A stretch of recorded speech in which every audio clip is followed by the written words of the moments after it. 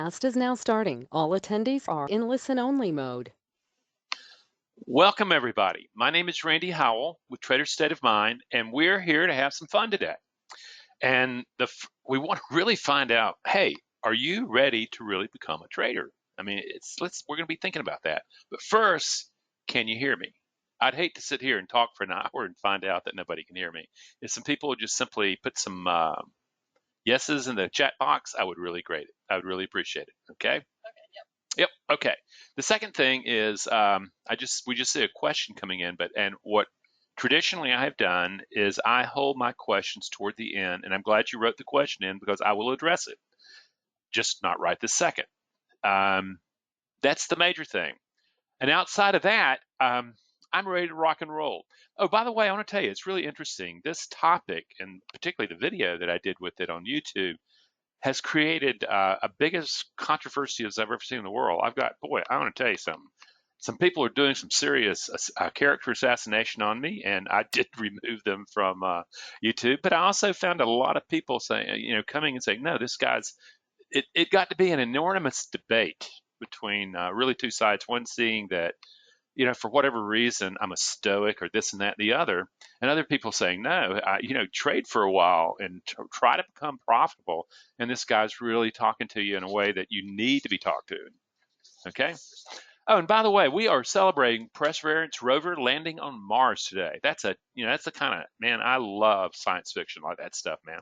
So anyway, congratulations, US. So let's go. Let's take a look at this. Do you remember just how it started out? You were just through sheer just presence of mind, you were gonna jump out of the bowl of your comfort zone, you were gonna leap, and you were gonna make money. You started doing the numbers, and you really decided, gosh, man, look what happens when you just size this thing up. Golly, this is the best thing in the world. And people are selling you on that. And, all you have to do is keep your emotions in check. But that ambition, and understand there are two fundamental reasons that traders get into trading. One is financial freedom. They want to make money. And the second thing is they want personal freedom. And you begin to see that a lot of times it's not greed. It is just simply saying, I can provide better for my family. I can provide better for the universe. I can do a lot of things. I can do more things for the world. And I need to be moving in this area. And it just looks like I can do it. And they get in, okay? They get in and things change enormously. And at first, you were sure it's going to work. That you had it together. You put money into your training. You jumped from teacher to teacher to teacher.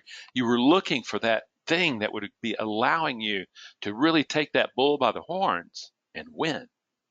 You got the right equipment. I can't tell you how many traders have closets and closets and closets full of old equipment. And they have even said, those really big trash containers that you take your garbage out to the side of the road. I can't tell you how many of those I've taken out too. So we're looking at this going, it's simply not you're investing money in training. You're investing money in process. You're investing money in equipment. And you're sure that with your attitude that it's going to work. Yeah. This is called optimism bias. And friends, when your caveman ancestors and mine were on the African savannas, and even after that, we had to have a burning bias that we were going to succeed. Because the truth is, it was a pretty skinny possibility. In trading, all of a sudden that comes all the way back from the African savannas. It comes a Homo sapien, not just a hominoid, but a Homo sapien. And all of a sudden that Homo sapien sitting in front of a computer and ready to win. And yet, that's when it kicks in. That optimum bias meets a reality of its different order. That's where it really begins. So, we get to this thing. You're maintaining that positive attitude. You're doing all that. And all of a sudden, the P&L just keeps busting you. No matter how much you rev yourself up, no matter what you decide, no matter how much you say, winning is just right around the corner. I'm about there. What we notice is we start lying to ourselves. And believe me, it's not just you. The brain, your brain will deceive you every lick of the way. You think about the ultimate deception, how a person becomes drug addicted. That is enormous deception because ultimately the brain just simply wants the dopamine fix or the endorphin fix. And it starts creating a whole sort of story about getting it. Once it says, oh, wow, that drug supplies me with that. And all of a sudden the brain's making all sorts of deceptive stories about you're needing that and craving that. Same thing with trading. You have this desire, I want to make money, which, by the way, just to let you know, is that's not allowed when working with me. Is the moment you start talking about money, what happens? I said, can you control that? Can you control that you win or not? And the answer is no. So if you try to control something that is not controllable, what happens to you? You get traumatized. You get beat up pretty good. Okay. So we get this and we go, wow, huh? And all of a sudden we find out, guess what? You have to begin to own the problem. It's the problem's not in the lack of knowledge that you have. It's not it's not that you don't have will. It's not that you don't have desire. The truth is, though, you came equipped to trading with a mind that simply is not up for the job. And most likely, added on to that, in the formative period of your life, as that brain is really forming how you interact with the environment, you don't get the kind of coaching and mentorship that allows you to think in probabilities rather than certainties. So we trap ourselves, and all that stuff, you just kept wanting it. And what you discover is the problem's not out there. The problem is in here, inside your brain. Something we're going to be getting to a little later today is that this whole sense of reality that you have, ultimately that reality is not out there. The reality that you're seeing, or what in neuroscience we would call virtual representation or symbolic representation, is in the head. You are creating the world based on your biases and your beliefs, okay? And you pretend that world is real. And the truth is, it's not. It's a belief. You may be certain about it, but certain is also a feeling. And all of a sudden you realize, well, you know something? I've got this mindset and I want to make it work. It's worked for me before. I don't know why it's failing me now. And friends, the key is that you were sabotaging this from the get-go, okay? And again, what happens is that you weren't looking at what the trading account can tell you. The trading account is your friend. It's your friend. It's brutal. It's a brutal friend, but it's going to tell you the truth rather than you making up deceptions, stories, alibis for all the stuff.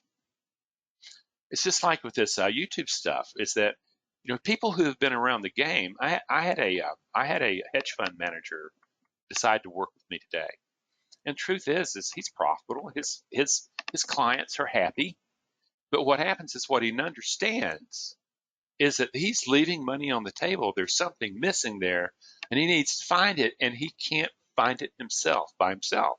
And he's looking, say, I need help. I need to see something that I can't see because it's limiting the potential of who I am as a trader, investor, and a human being.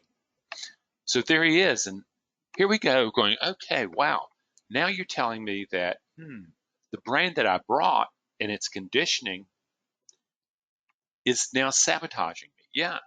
And the deal, though, is your trading account is going to tell you if you're sabotaging your or not, and it's not to accept your BS. It's really phenomenal.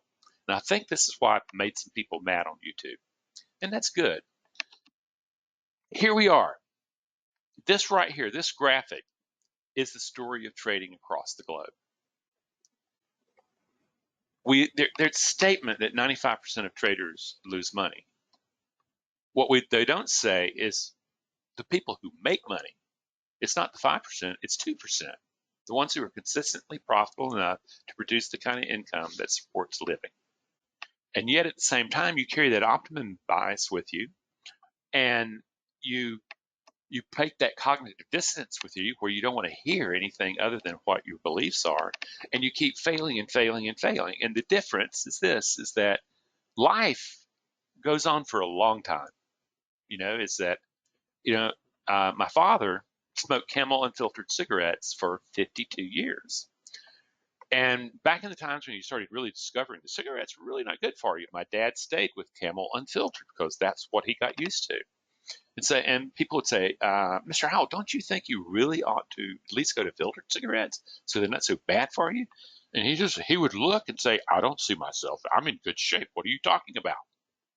Because the thing is, he didn't want to see, through the addiction, I might add, the danger of what he was doing. He was walking down that hand about to fall off. 52 years later, he goes into a doctor because, guess what? He's having problems with oxygen, getting enough oxygen, and there's too much CO2 in the lungs, blah, blah, blah. And the doctor says, well, Mr. Howell, you need to get your affairs in order. Your lungs are black. They're extracting little or no oxygen. Okay? He got all religious at that point. It was like, oh my God, oh my God. Only then did he quit smoking, but it was way too late. Instant karma versus regular karma. You have to be able to observe, to listen to what is actually stopping you of why you're walking off that plank. In this case, this finger. So we want to do that. The optimum bias in you is going to be able to sit there and say, something, I prefer this lie because it makes me feel good, and I don't like the inconvenient truth. I'm the problem. So you're looking at it and going, I'm going to stay in that comforting lie of success around the corner. And the truth is that unfortunately for you, most people's capital is limited and their time is limited. And most people that I work with, the reason ultimately that they decide to actually act and do something is pretty simple. It's because they're in a place where they are scared of failing, and what they realize is if they keep doing what they're doing, their capital is going to run out. So they're in a place where they're saying, something, I need to face the music. But it's only then that they do that. So let's start here. Let's start right here. And let's say, the key, friends, this really isn't about you and your psychology initially. It doesn't start there. The problem's your brain. Your brain literally was forged under enormously different times and places than you live now. Just 12,000 years ago, 12,000 years ago, there were saber-toothed tigers roaming the earth. Yeah. Now that's a big cat, and they preyed upon us. And you begin to realize, something, we have a brain built for that literally where life is dangerous and we need to be prepared. We need to have a negative assessment bias that looks out into the world and sees bad things coming. We need that. However, if we want to get to the probability mind that produces success in trading, we have to become comfortable with the uncertainty of looking at all those bushes and recognizing that only 1 in 10,000 of them has a saber-toothed cat behind it. And yet your brain is built to assume there's a saber-toothed tiger around every corner. So you got this, and you go, what am I going to do about it? Your trading account is showing you that you've got a problem. And the real key is, okay, are you listening? Are you insisting about staying in that zone, saying, I know what it's like to trade? The one that I like the most is that for those of you who have followed me for a long time, realize I don't trade. I don't care to trade.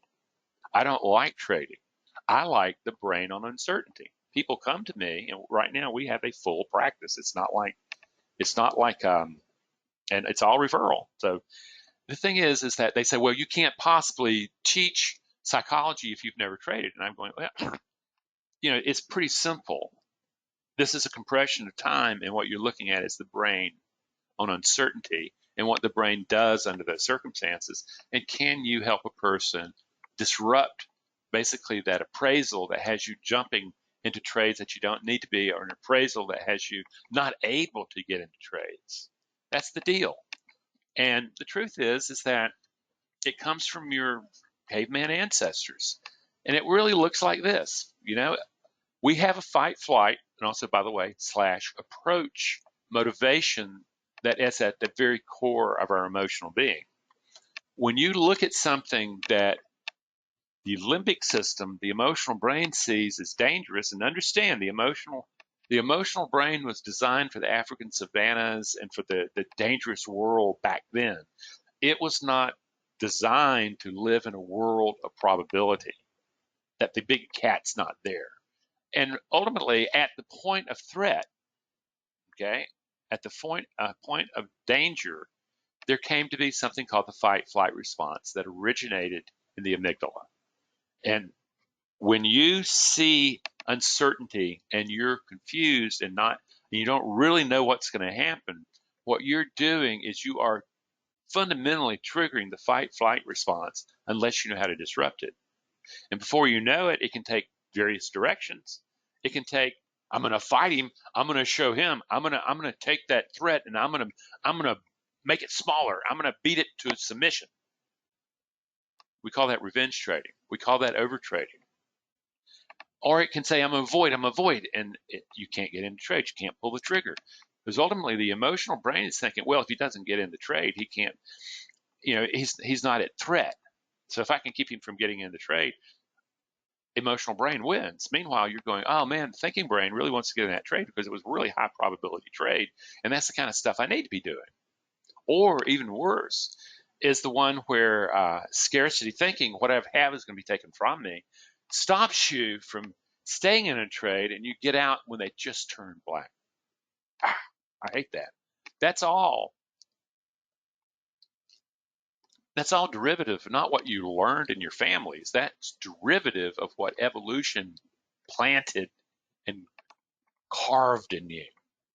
So trying to push it, trying to force your way into there, all you're doing is triggering. You're doing a confrontation that you will not win. You will crack. You may have the willpower to sustain for a while, but the willpower will get sapped, and you will find yourself a scared animal all over again. And then you come to this moment of truth, and even this is scary for the brain. The thing is, you're looking at a man looking at two roads. Which do I take? There is uncertainty in that question. And that itself causes the brain to feel vulnerable. If it feels vulnerable, guess what? It leads right into a sense of fear. If it runs into a sense of fear, it's because suddenly it's threatening. I don't know the outcome here. And you're going, okay, well, that's a direct trigger to fight, flight. Even there. But then it gets worse. You come to the moment of where, something, that uncertainty itself is creating this stuff. And I have to be able to teach the brain to behave very differently when engaging uncertainty. And this is really what, it's essential in trading because of the time compression between cause and effect that, you can be in a trade and, literally 15, 20 seconds, 3 minutes, 4 minutes, 15 minutes later, bam, you get hit with results. My dad, in the example I gave you, it took him 52 years to figure out that was a bad idea. And the trap had already closed on him. Here we're saying, as long as you stay in mindlessness, you stay stuck with the mind, and you're bringing a brain into the worst nightmare it can imagine. And you are trying to ask it to avoid what it was built to do, avoid uncertainty. So the question is, okay, this is what I brought to the game, man. And now what I want to do is I want to show you an emotion, what it looks like on a graph, okay? And understand, anytime that you get under stress, anytime that you're in the experience of a challenge of living, okay, there is a moment where a stressor triggers in the environment, and automatically an emotion happens, a stimuli happens, and it triggers. Take a look at that big, gigantic spike. That's what an emotion looks like when it triggers, particularly a big emotion like, say, anger or fear. It spikes. That's 45 minutes up and it's 45 minutes down to cool down. Now, if you grasp the idea that all thinking is emotional state dependent, and suddenly you have a surge of emotion going on, in this case, fear, what do you think the kind of thinking that comes out of that emotional ground is going to be? Yeah, you're going to look for more confirmation. You're going to take the money before it's taken away from you. You're going to go bananas when the trade starts going against you. You're going to take scared money and you're going to follow it, and you're going to throw away good money into that scared money. Yeah, that's what happens, friends.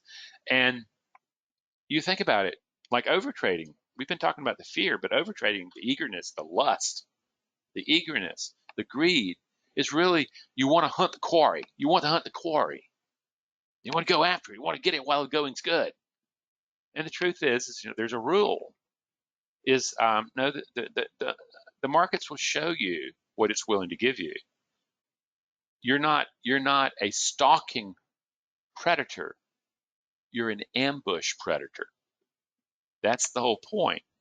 So you're beginning to see, wow, if I don't learn how to be able to manage my emotions, they're going to sweep me away. Anytime I engage uncertainty, particularly when I'm risking capital, particularly if I know I have a finite level of capital, that if I fail, I'm not sure what I'm going to do. I'm not sure what I'm going to tell my wife. I'm not sure. I have no idea. I'm going to have to go back to work. I'm going to. Can you hear the fear, Bill? Yeah. So we get there. Most people have been attempting to control these impulses that arrive from, engaging uncertainty and leading to fight flight by willpower. Stuff, tough upper lip, or just put your emotions at the door. Okay. And they're not allowed here. And yet at the same time, unfortunately, despite those exaggerated words, is that you're not a rational being. You're actually an emotional being. And the truth is you don't have emotions. They're having you. And what you call thinking is simply the thinking brain producing an alibi that supports what your emotional brain has already decided. That's the rub. Willpower is in limited supply, and once you start using it, it starts draining and wearing out over time. And so finally, when you try to use it, it finally blows up in your face. The pattern's there. It's really the belief lying behind the pattern that we have to get to, the belief about your ability to manage uncertainty. Okay? And understand, nature's against you. We already have a brain that's built around fear, and that's just the way it is. Now let's take this, and we're going to actually step into a little bit of the way emotions actually work. Okay? And understand, an emotion to me is a biological action potential that coordinates activity and emotion in the environment. That's different. Anytime there is a perturbation, anytime there is a change in status in the environment, in the markets, by definition, there is going to be an emotion. The only thing is which one. And this is where your limbic system really plays a big role, your emotional brain, and in particular, your thalamus region. In the thalamus region, there is what we would call a traffic cop or an air traffic controller that really controls the thinking and the direction and the energy that's going to be put into different things. And it makes an automatic appraisal. An event happens. There's an automatic appraisal that happens in nanoseconds about whether or not that's a danger, the information's a danger, or whether or not it's not a danger and can be pursued by the thinking brain.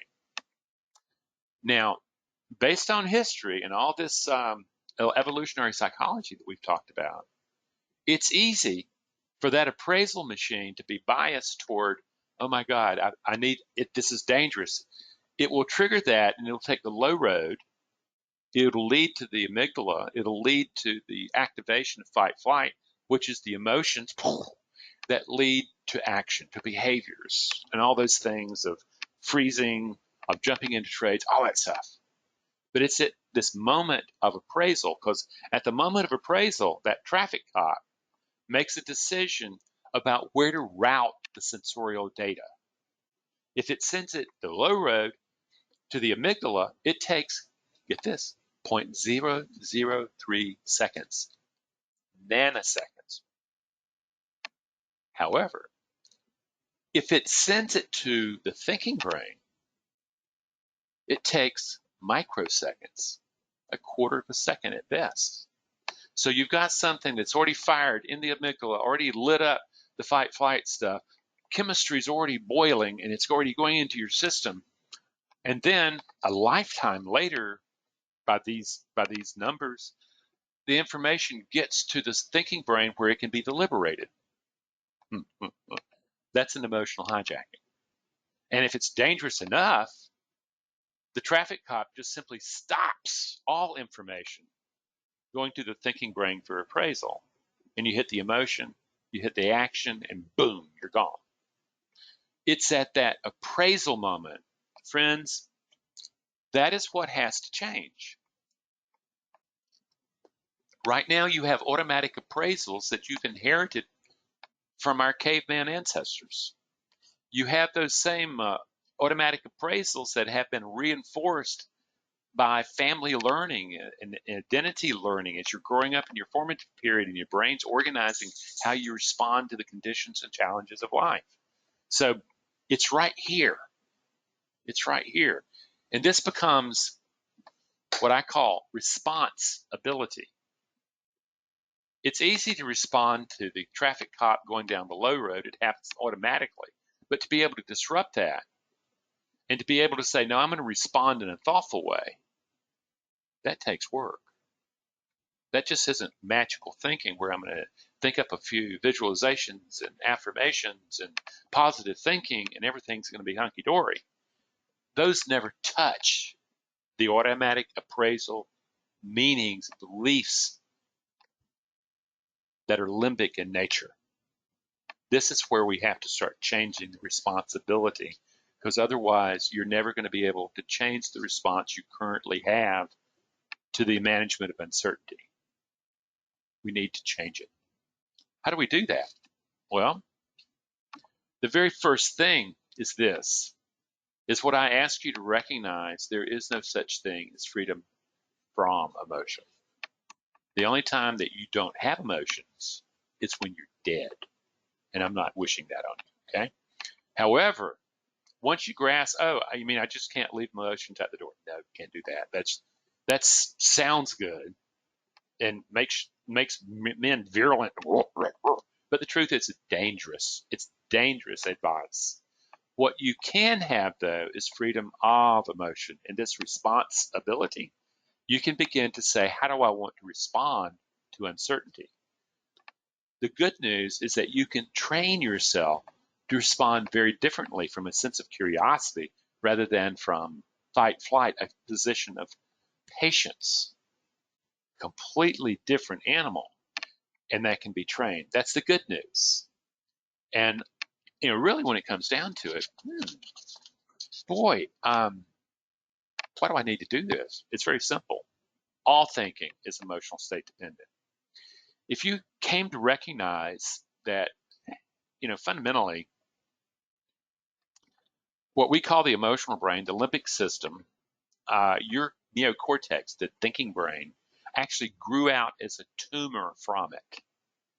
And it became active, best guesses right now are about 200,000 years ago, okay? Short. And there is tremendous communication technology going from the limbic system into the thinking brain. However, there is two little 19th century telegraph lines coming back from the thinking brain back into the emotional brain. You can see the dilemma here. You're going to have to maximize your capacity to use your mind to be able to change the brain. That's the key. And the first place you stop is, oh my gosh, all my thinking is emotional state dependent. So what you're saying is that I need to learn to manage emotions to be able to give rise to a mind that can, in fact, engage uncertainty with a disciplined, impartial mind, and a patient one too. That's correct. And how do we do this? First thing, this is stuff that I teach, and that I teach to everybody. I teach in my group course and in my individual courses. The key is the first thing you have to do is you have to get the big emotion from getting out of hand. It just so happens that because emotions are biological rather than psychological, they will have a biological signature. That part of that signature is the way you breathe. Fear requires this kind of tight, fast breathing or holding your breath. Anger requires this holding your breath. And what you're doing is you're automatically shutting off oxygen to the brain, and you begin to get that oxygen and glucose into your big muscles getting ready to fight flight. If you alter that to bellows breathing, diaphragmatic breathing, you automatically interrupt the process that the traffic cop has already sent the signal and it's beginning to rev up. You can interrupt it. This is known as emotional regulation. It's based on Benson's work from Harvard. He's great. He was a great cardiologist, research cardiologist, Robert Benson, and he studied Hindu yogas. And they were saying they could control a lot of stuff about respiration that Western science at that time said they couldn't. He got him into his laboratory, hooked him up, and found out yes they could.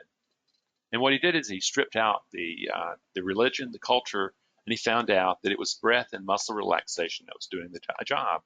And ultimately, what he taught was how to have a stressor evoke, and when it fired, it produced a relaxation response rather than the fight-flight response. And it's at first he thought it was going to change the world, and he found out that it changes your ability to manage the intensity of the emotion. It does not change the belief that drives your ability to manage uncertainty. That was the thing. Yeah, and if you want to look at this, particularly the tension in your face, the way you hold stuff, get a mirror, and tomorrow put that mirror up and watch your face. Watch the from your shoulders up, and it's not pretty, but you're going to see the tension on your face. You're going to see yourself holding breath. You're going to see yourself going through all the stuff, and when you begin to say, "Oh my God, wait a minute," Randy is saying that the breathing, the tension, and all that stuff are part of the emotion. Yeah, it's called emotional revving up. Okay, and you can interrupt it. That's the first deal, friends. Okay, but understand this. And how do you do it? This little diagram is that you can find this anywhere. Those very smart people said, well, I'm going to get all Randy's information, and I'm just going to listen to his wise words, and I'm going to become the competent trader. What happens is go to anywhere. I got this off the internet. What you do is you say, how do you breathe in a diaphragmatic way that interrupts the process of emotions? Here it is right here. You pull air into belly, expand to chest, hold, and then you release slowly. You keep doing that because that is the state, that is the breathing style and muscle style that promotes relaxation. Okay, calm, rest, digest, the parasympathetic nervous system. And you begin to realize, oh my God, I can just do this because, anger and fear are going to constrict. And what you're doing is you're actually using the parasympathetic nervous system to calm down the sympathetic nervous system. That's what we call fight flight. So you're looking at that and going, I can learn to do that. Yeah. And I teach this stuff in all my courses. When you sign up for the group course or do my individual course, you're going to do that before we even meet.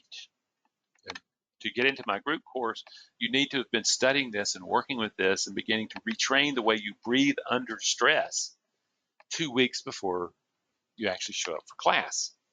Okay, or more. So we've gotten that. We go, okay, emotional regulation, how cool. But this is not going to solve the problem. What we need is a tool that allows us to open the door to the mind and look in. That's where the beliefs are.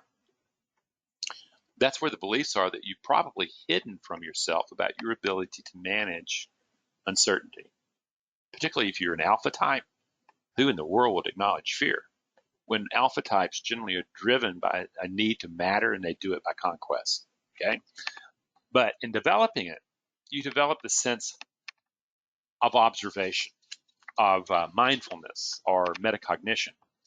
And here, you guys get to be. It's a surprise. That's actually me? Okay, believe it or not, that's me. And this is the thing: is what we want to do in observation and mindfulness. We want to actually develop the capacity to be able to observe ourselves, to be able to step back out of our thoughts, and to start noticing that you and your thoughts are not the same. In fact, you're not having thoughts, they're having you. And as you develop this faculty of being able to step back out of thought, you begin to really realize, my God, whoa, this stuff has been going on forever. And this is a faculty. This is a faculty within the human genome. And what we're really doing is in observation, this really shows it well. This is how most people on the left, this is how most people do it. They just get all bent out of shape. They get so fused into their thinking that they think that's them. On the right, you see observer mode. The guy stepped back out and went, boy, these are some wicked thoughts running around in my mind. And perhaps you need to look at them, but more than anything is you're going, my gosh, how do I look at that and really begin to discern what on earth is going on here? I see these thoughts running through my brain, and if they're not mine, whose are they? Good question. And we come down to this, is that there is an inner commentary going on inside your brain at all times. I call that inner commentary, I call it the inner critic. It judges, okay? It criticizes, it tempts. And you see it here in this image. And by the way, that's my son, okay? And that's me whispering in his ear. The miracle of Photoshop. The thing, though, is there's this constant internal commentary going on in your head, and you pretend it's just kind of back there. Friends, that is really important. That is the piece that you're going to have to learn to master in order to become a consistently profitable trader. It has opinions, and it has all sorts of things to say about you. And it's part of what really, truly you have to master. And in it, it's so pervasive, and you don't really recognize that the brain, if you look at the brain as a community or a neighborhood of rival emotional programs that duke it out competitively and cooperatively, make deals with each other to be able to create a self that can survive in the environment. One of the best movies I've ever seen is Pixar Disney's Inside Out, where you get to see inside the little girl's head with all these emotional programs that are given voice in her mind and are duking it out, producing cooperation, going into mutiny and stuff like that. This is what's going on inside your head. And it's dangerous if you leave it unattended, friends. This is why observation is so critically important. You end up finding out when that brain goes from brain as neighborhood and it becomes mind, this miracle called mind, suddenly those emotional programs are given voice as your thoughts. And what you discover is this, is that you're talking about a committee of the mind. You're talking about a governing committee of the mind. And as observer, you're beginning to wake up and you realize something. Oh my God, I have been asleep. And there are some factions in this governing committee that want to take the company in a very destructive way. There's other factions within this governing committee that want to take it in more constructive ways. And the truth is, I have left the mind unattended. And I need to stop that. I need to really sit there and say, I need to take ownership. I need responsibility for what players in the mind actually control how I interact with uncertainty. This is the root of your troubles, friend. You're already going to have a negative assessment machine in your brain, whether or not you like it or not. If you let it get away with murder, then that's exactly what it'll do. And let me show you the murder, okay? Inside you is something that I call the inner critic. You know, have you ever heard that inner commentary and you hear that little thing saying you're not good enough? It goes back, let's go back to the biggest problem that traders have. They report to me they're really scared they're going to fail. And if they fail, first of all, burn up their income. They don't know what the hell they're going to be doing and all that kind of stuff.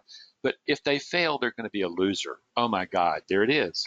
And what you hear in your brain, you're going to be a loser. You're going to lose. You're not going to make it. You're not going to make it. Or prove yourself. Prove yourself. Man, you can do this, and people they're going to really want. They're going to see you really are. That's running. That's not just in your head, friend. It's in everybody's head. This guy Jesus had the same problem when he got pushed out into the wilderness, and he duked it out with this inner critic, and duked it out. And even when the inner critic left, called the adversary in those days, it left only waiting for a more opportune time. That's what traders really have to get, is that to be a successful trader, eternal vigilance is the cost of freedom, friends. That's the deal. You have to learn that there is no avoiding this part of yourself. It has to be mastered. And the other thing is that this is actually, I love it. The inner critic will do stuff like this. Is even when you're trying, I have been known for people to draw their inner critics and things like that. And here's the kind of drawing that would show up. So you can't even draw me right. And you go, wow, I tell you, that's a brutal part of myself. And we have to measure up. If we don't, oh my God, what's going to happen? So the deal is this: every time you hesitate, every time you revenge trade or overtrade, the inner critic's there, whispering in your ear. Okay? And what happens is that for some reason, we don't want to acknowledge it's there. And by doing that, we basically allow it to backdoor right into our mind and take over. It's crazy. And it's a boxing match. This is the internal struggle that you have not mastered in trading. As you master this struggle, trading really calms down. It's no longer this fight. But the truth is that you have been boxing with one hand tied behind you. Worse than that, often blindly. You're not going to overpower it. You're not going to deny it. You don't pretend it's not there. What you do is you develop the capacity to master it. That's a large part of it. And why is this so necessary in trading?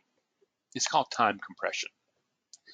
In trading, it happens so fast, and the results are there in your P&L so fast that you can't lie to yourself. You just can't produce that alibi that makes you feel better. Whereas in other walks of life, you can. But this is the deal: is that this is what it's telling you: is this part of you has to be mastered. Has to be mastered. And what we want to produce, again, with that responsibility, we're looking to be able to say, something, how do I respond to potential danger? How do I respond to potential loss?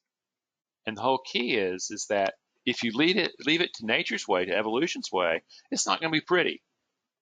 However, we human beings are an enormously gifted species. We have the capacity of altering the way we respond to uncertainty. The shark smells danger, smells fear. And if you're fearful around an animal like that, then it's going to target you. It's just amazing, isn't it?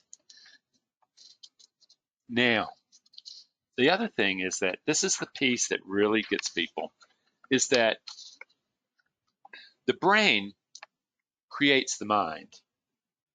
And then the mind can start tinkering with the brain, which causes the brain to produce an evolving mind.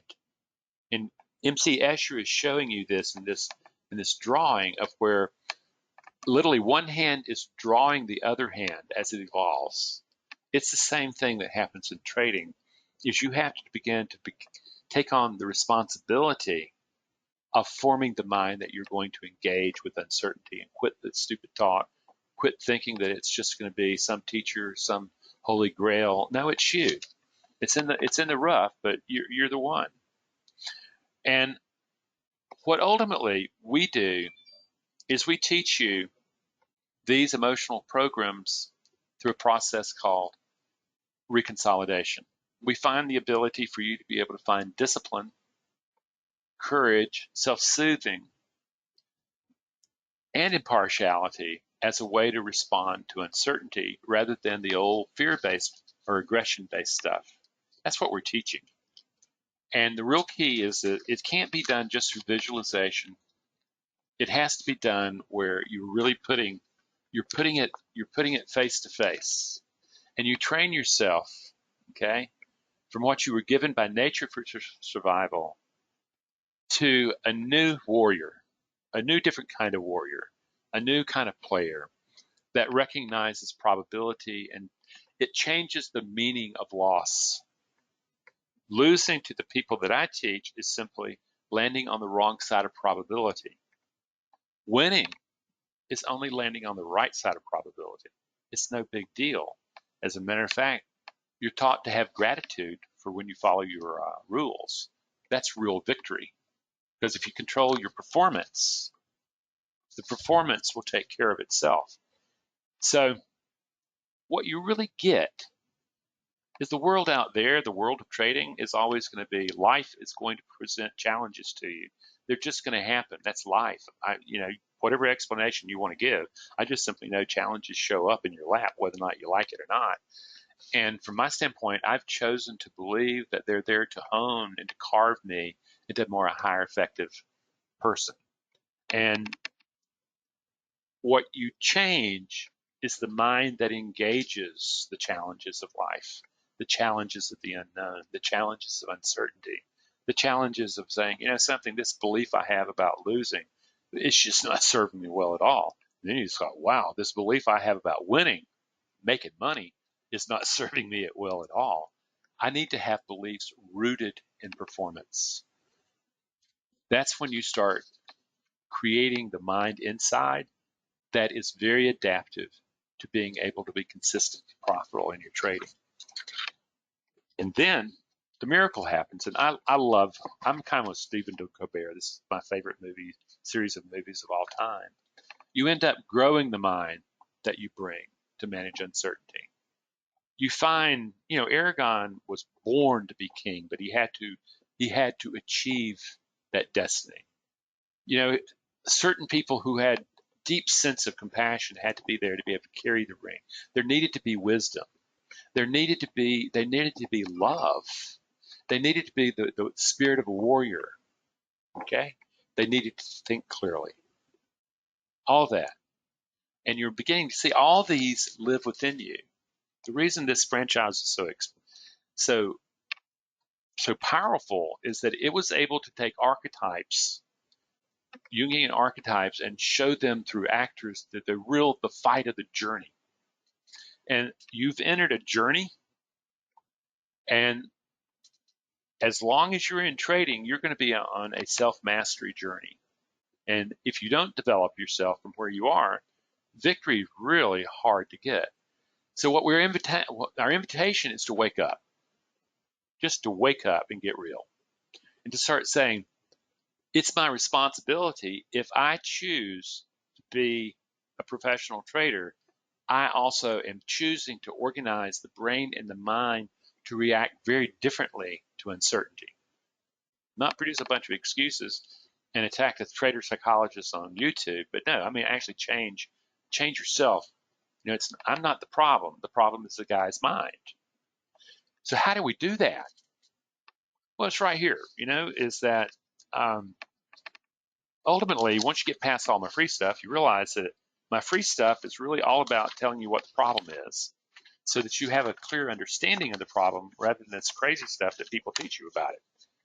And knowing the problem, though, I do teach you some skills that have been around anywhere between 2,500 and 4,000 years. I teach you emotional regulation. I don't mind giving that away. I don't mind giving mindfulness away. Buddha brought that forward 2,500 years ago. But ultimately, if you want to learn this stuff and you've been kicking the tires, people will watch my videos for I don't know how long, okay? And they play them while they're trade. They do all this stuff. And that's good. I like that. I hope I'm helping them. But ultimately, it comes down to two ways of acquiring these skills. The group course, which basically is a very excellent course. It teaches you the basic fundamentals you need to create the mind to engage uncertainty with. And we have one coming up in April. And I truly encourage you, if you're thinking about it, is to get in early and start the work now so that when you finally get to the course and we start having meetings, you're prepared.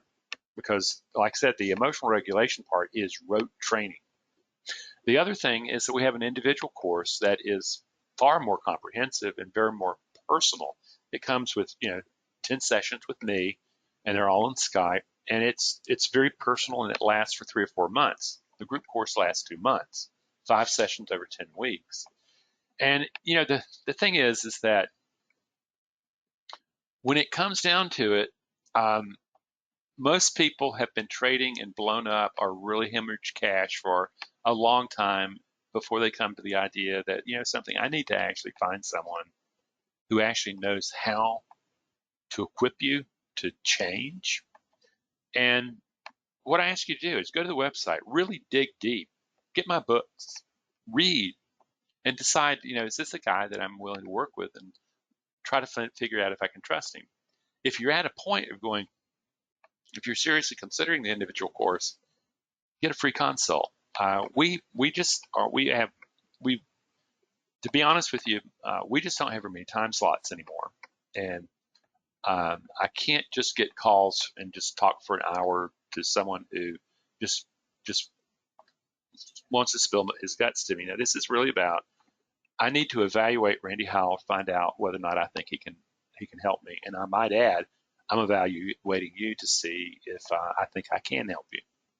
So I want to tell you, these both are very powerful ways. Meanwhile, if you're just getting used to my work, go to the website and get the free ebook. Okay, if you're a little further along the line, read my book, Mindful Trading.